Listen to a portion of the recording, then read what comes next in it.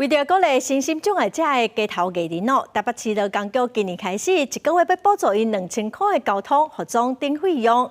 也毋过有街头的艺人是反映讲，因为要表演，就拢爱先向市政府去登记，因拢抢袂赢人。望讲市政府买当来保障因有所在通表演。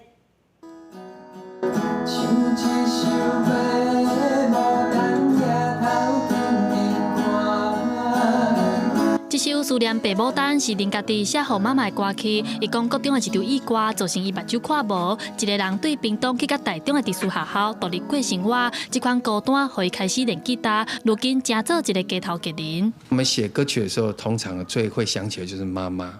妈妈交代的话啦，妈妈呢，对我们的好啊之类的。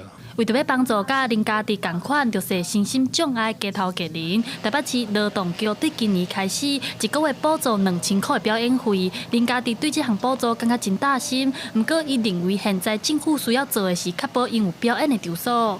有一些场地它都是。 比如说有公园，对不对？有一些特殊的地方，它可以让街头艺人来表演。不过它都是用抢灯的方式，就上网路去抢灯。那这个对视障朋友来讲很难。的确，事实上我有很多视障朋友来跟我们反映，如果再增加相关的场地，这个部分也可以请文化局来做一个思考。那另外一个部分，我们自己内部可能也会。